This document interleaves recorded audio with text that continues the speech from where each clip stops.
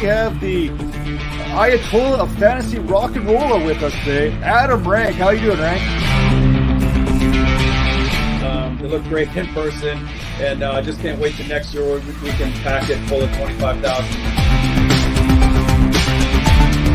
Hey, Bob, how you doing? Hey, I'm doing great. I didn't know it was Ball Guys Day. It was being ranked. I mean, how can you lose? This is the Dynasty Vipers Vipercast.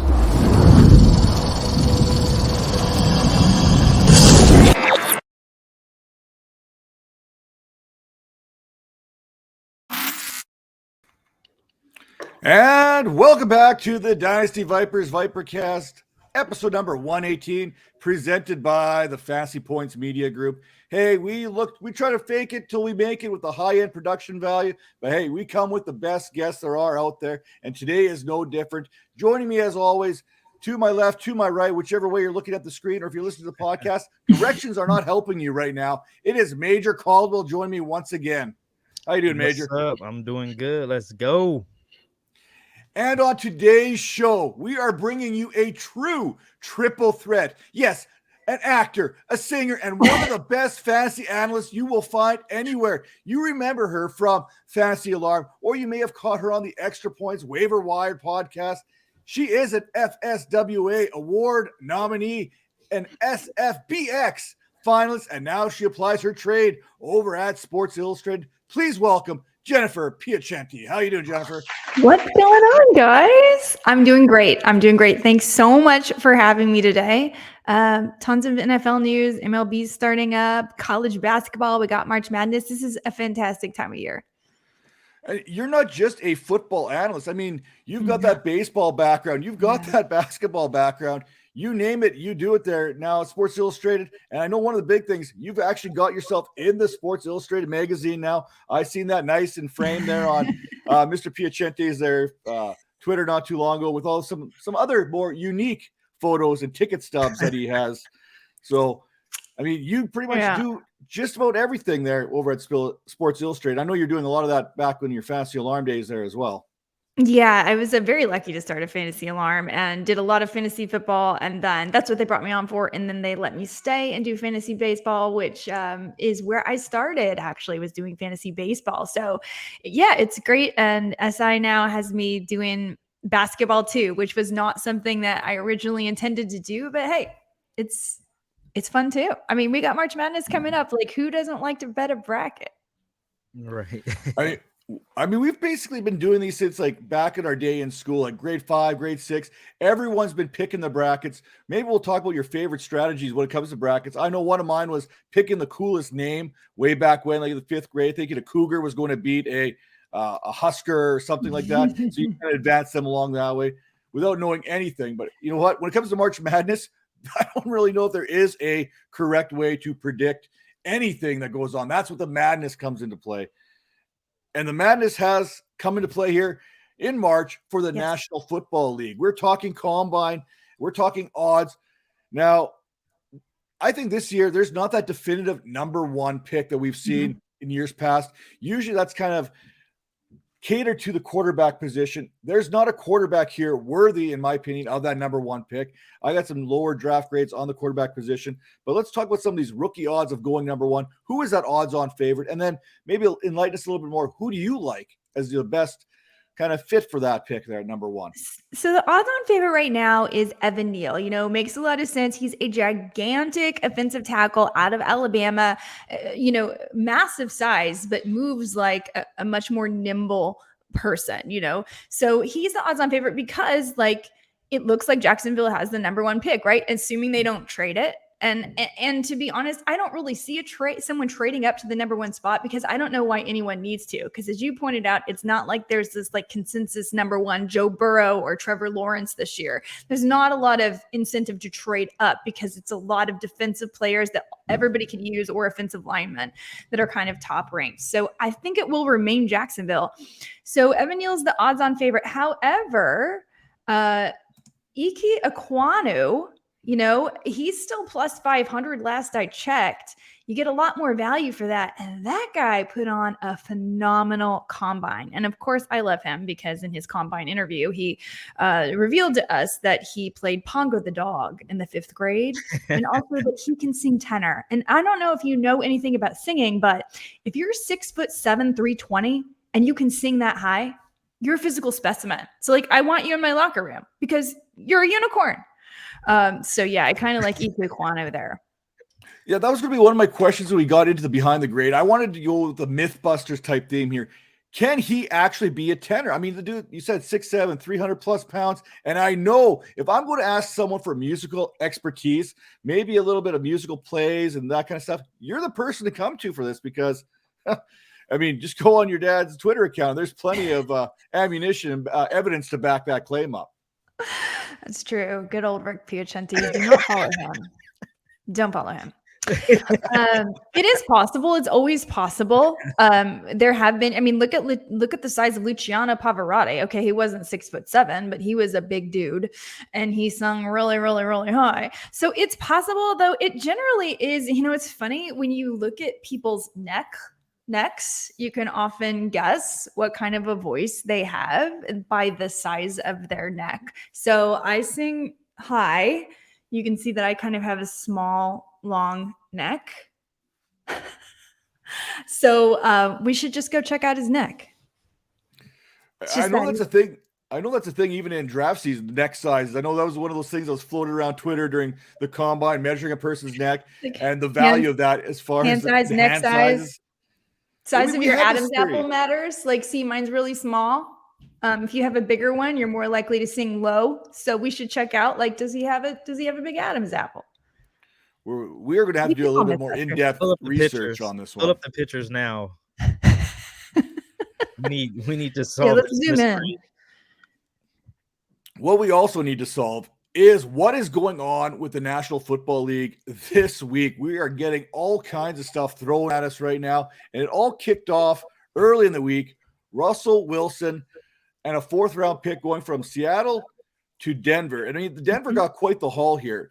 2 firsts, 1 this year, 1 next year, including pick number 9, which we could talk about a little bit later as it pertains to the draft. 2 seconds, 1 this year, 1 next year. A 5th-round pick, Drew Lock, Noah Fant, and defensive tackle, Shelby Harris. Now, Jen, what are your thoughts here on that trade? Who's the winner? Who's the loser? Do both teams potentially lose on this, or is this one of those things where everyone's happy? I think everyone's happy here. I mean, Seattle got a huge haul, and I know that there may be some questions about Russell Wilson's ability. Certainly, if you rostered him in your fantasy leagues, you've been frustrated. Like, he put up a huge first half in 2020 and then totally dropped off, and et cetera, et cetera. However, look at the blueprint for the last 2 years of who went to the Super Bowl. Tampa Bay, all they needed was a quarterback. They went and got Tom Brady. They won the Super Bowl. The Los Angeles Rams, all they needed was a quarterback. They went and got Matt Stafford, not even near Tom Brady level, and they won the Super Bowl. So if you're Denver and you're sitting and you're looking at your locker room and you've got Jerry Jeudy and Cortland Sutton and Albert O and Javonte Williams and KJ Hamler and Tim Patrick, I mean, the list goes on, and you got a strong defense and you just hired an offensively minded coach in Nathaniel Hackett. Why wouldn't you just go get Russell Wilson? And the sports books reflect this because after Aaron Rodgers signed, he was the first announcement, right? Or maybe he didn't sign yet technically, but after the announcement was made, he was staying with the Packers. We saw the Packers odds go from 14-1 to 10-1. The Broncos odds stayed 20-1 because the rumor was it was Rodgers going to the Broncos, right? 20 minutes later, Russell Wilson signs. Those odds shoot up to plus 1,200. So that is tied with the Bengals for the 5th most favored just by making that one move. Now, of course, Vegas can be wrong. And of course, Vegas tries to capitalize on people's emotions and what they feel. And it's exciting that Russell Wilson is going. But listen, you can't deny there's a lot of playmakers there. Russell's had a bit of a monkey on his back for whatever reason in Seattle. We know he had the thumb issue, but the last 2 games, he kind of looked more like himself. I think this could be a new chapter for him, and it could end up really well if they follow that Tampa Bay and Los Angeles blueprint. So it's exciting. And then on Seattle's side, I don't exactly know what they're doing. It's not exactly clear, but they certainly got draft capital. And that's pretty important for building toward the future. So of course now all eyes are on, hey, what are they going to do with DK Metcalf? What are they going to do with Tyler Lockett? Is Rashad Penny a thing or nah? I mean, who knows? So we're just going to have to keep looking. We are having quite a bit of quarterback carousel going on here in this week. And I don't think we're done, because sometime today, I'm no legal expert or whatnot, but the Deshaun Watson, there should be some clarity coming there. Twitter is rumbling right now. Social media, Reddit, or you know what? Don't even go on Reddit, because you'll find all kinds of weird things over there. But there is links to Watson possibly going to Seattle, possibly to Pittsburgh, possibly to Carolina. We've heard this. So maybe this is a move which they use some of that draft capital, flip it back to Houston to bring Deshaun Watson to Seattle, and then everyone's blown away by the whole thing. But it hasn't happened yet. What has happened is the Washington Commanders, they struck out on Aaron Rodgers. They struck out on Russell Wilson. So you know what? Sometimes you need to get a nice little bunt single down to third base line and get on base. And I think that's kind of what they did here with Carson Wentz. What are your thoughts on Carson Wentz trade? It's hilarious. Speaking of sportsbook odds, once the Commanders acquired Carson Wentz on our sportsbook over at SI, they didn't budge. They did not become any more favored. They were still 50-1. And on other sports books, it got worse. 65-1 with the acquisition of Carson Wentz. Now, I don't think it's the worst. I mean, I think it's good for Terry McLaurin, but like, I don't see how the Cowboys, now obviously I'm a Cowboys fan, but I don't see how the Cowboys don't easily win this division. Of course, they're kind of a mess right now. I mean, who knows? Jerry Jones is off fathering babies, and Amari Cooper's calling Dak Prescott Kirk Cousins. So it's obviously there's some things going on there, and they have to maybe re-sign Michael Gallup and et cetera, et cetera. So of course, there's a lot up in the air, but Carson Wentz returns to the NFC least, and he wasn't that successful there previously. So we'll see what happens. And I think that also changes what Washington is going to do with that pick number 11. Now they may look for, Carson Wentz, he loves himself a big target. He had Alshon Jeffrey way back when, Michael Pittman, Indianapolis. This may be one of those calls for Garrett Wilson here. We're talking about him possibly going higher in the draft. This could be a nice spot, a big guy, 6'4", 6'5", 220. Maybe that's a possible landing spot a little bit earlier than maybe some people were originally projecting for the big guy there out of Ohio State. Now, a little bit of fun here with the Carson Wentz situation, because I like to poke fun of it. One of the first things I saw on Twitter, and I don't know if it's true or not, those odds went from like plus 6,000 to plus 7,500. Basically, once the Commanders acquired Carson Wentz, meaning Vegas is like, okay, yeah, we're going to catch the reaction of fans. We're going to bump this way back, because they even got worse somehow. But here's my theory, and I'm always about the conspiracy theory, and I always believe that everyone wants to stick it to the Dallas Cowboys. Now, we all know that the cap doesn't really exist, but it exists. I mean, the guy down there in New Orleans, he's doing all kinds of magic tricks with that cap for the Saints. The Dallas Cowboys, on paper, are in a bit of a cap situation. I mean, it's no secret about it, but we know the cap can be misconstrued and shaped any which way you could possibly think of. Now, here's my thought process. Now, I think it's going to be a smooth transition for Carson Wentz. I don't think the Eagles are going to miss him. I don't think the Colts are going to miss him, because you know what? Like any good breakup, Carson Wentz still gets to see both those teams this year. And luckily for both the Eagles and the Colts, they can still continue catching passes from Carson Wentz this year. So I think that transition is going to be nice and smooth. But here's where it gets tricky for the Dallas Cowboys. I think that they got Carson Wentz solely to bump up Trevon Diggs' numbers so that the Dallas Cowboys are forced to pay him even more money in the coming years. So a little bit of down the road thinking here for the Washington Redskins. Vegas has them losing even more games this year, so it improves their draft capital.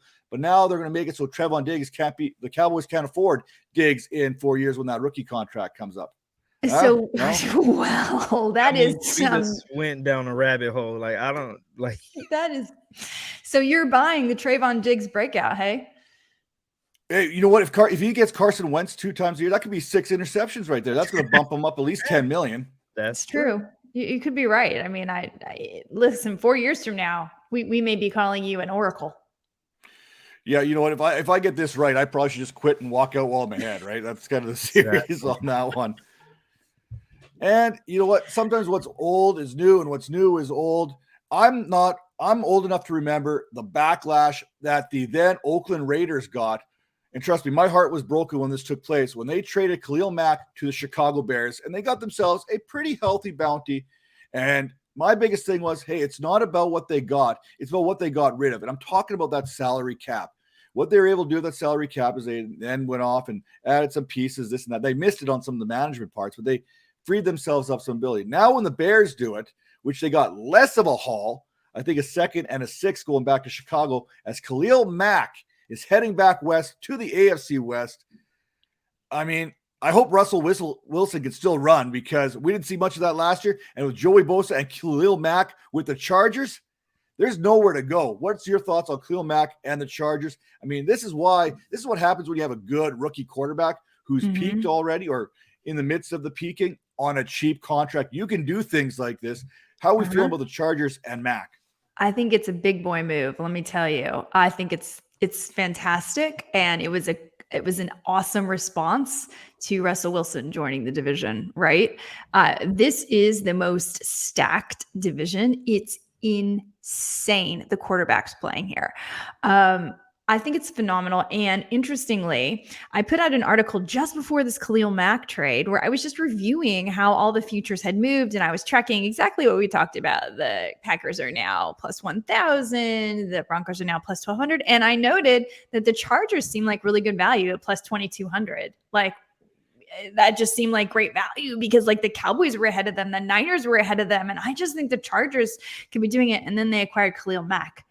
And I thought, I wish I'd taken that 2,200 before this trade. Yeah, absolutely. I mean, you're talking about a difference maker. He is a big difference maker. So I hope it all works out for them. I think we're going to see some of the most phenomenal football this year. Super pumped about it. But is there still gas in the tank with Mac? Do you think it's still gas there? I do. I think that there is. I mean, no, you're not going to see Khalil Mack, from 5 years ago. But yeah, I think a lot of times when you change teams and you have, as you suggested, a young superstar quarterback, I mean, he hasn't been playing for that. Like, what has been that exciting to play for in Chicago? Andy Dalton? Like, I don't know. Like, so there's just going to be a lot of motivation. And I do think the competition is going to be really high. That's kind of why I also think Russell Wilson might achieve, because it's like, you play at the level that you're given, right? So if everything goes up like this, I think these guys are competitors and they're all going to level up. I think it's going to be good for everybody. I think everyone's going to level up. I don't think anyone's going to bottom out, and it could make for some pretty fantastic fantasy days. Yeah. You get these teams playing each other twice a year. I mean, Denver was basically, like you said, a quarterback away from being a scary team last year. Mm-hmm. We know what the Chiefs can do. We know the Chargers. They just missed the playoffs. If they wouldn't have called a timeout, they'd probably be in the playoffs. Let's be honest here right now. The Raiders, they're a playoff team. Now, could you imagine now if the Raiders somehow go out there now it's our turn to react. Let's go get Bobby Wagner. Now let's solidify that defense. I mean, and somebody's going to get Bobby Wagner. So that's the piece of the Seattle thing that I get, that they have to create cap space, but like letting go of Bobby Wagner was interesting. And that's where it gets a little confusing. That's where it doesn't seem like they're just going to trade for Deshaun Watson. But maybe they still are. It'll be interesting to see, but that was a really important piece of Seattle to give up. I think more than anything, I think the Chargers realize what they have there. We know Staley, he's an aggressive coach. So you bet your bottom dollar he lobbied hard to get Khalil Mack when he found out this was a possibility. The best way.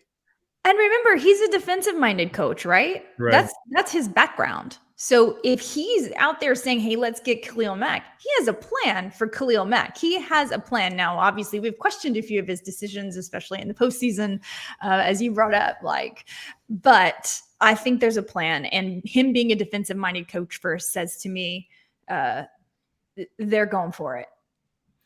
And all paths to the Super Bowl in the AFC have to cross Arrowhead at some point, one way or the other. And we've seen teams that have had the most success against Patrick Mahomes and the Chiefs get to Patrick Mahomes, make him uncomfortable, make him move. We watched in the Super Bowl with the Tampa Bay Buccaneers. We've seen it time and time again. And I think that's probably the biggest piece. Not only is Khalil Mack one of the better run stoppers at the edge position, I don't think he gets enough credit for what he can do there, but you can't double him because you got Joey Bosa. If you double Joey Bosa, you got Khalil Mack coming at you. And now if they go out there and hear me out, if they go out there and go through the draft, as some people are predicting, and get themselves a big dude out of Georgia to kind of stuff that middle, that defensive line is going to cause all kinds of problems for anyone that they're facing. Even the Chargers can't outcharge themselves in 2022 with that defensive front. He had to do it. You're doing so well. You had to do the whack pun. You're doing I so got to well. get in there at least once a show. God, we have company. Come on, dude.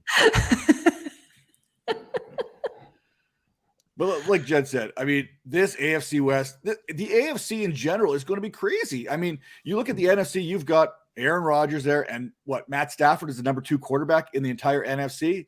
Maybe And I Dak, you mean, make some arguments there, but in retrospect, isn't it so obvious that Aaron Rodgers was always going to stay in Green Bay? I mean, I thought that from the beginning. The path is so much simpler through the NFC. You take any of these quarterbacks in the AFC West and you put them in the NFC, and you're looking at the number 2, number 3 quarterback in the league, let alone the number 4 in the division. And Right. Aaron Rodgers, there's no way Aaron Rodgers' ego was going to handle being the 3rd or 4th best quarterback in Correct. a division. That's right. But what do you But mean? I don't know. Hey, put some respect on Derek Carr's name. I see you're trying to get me to come back around on Derek Carr, okay? You know I love myself some Derek Carr. And with that, we're going to head out. We're going to take a quick commercial break. That's enough football talk because we know why you're listening here. You want to hear the story of Jennifer Piacenti told by her father, Rick. No, Rick's not coming in today. Don't worry. We're not going to surprise anyone like You that. would totally do that. That's terrifying. That I wish I would have thought of that a little bit sooner than right now, because I think that's a great reveal halfway through the show. But don't worry, we got plenty of good information coming your way just after this quick little break. We'll see you in a second.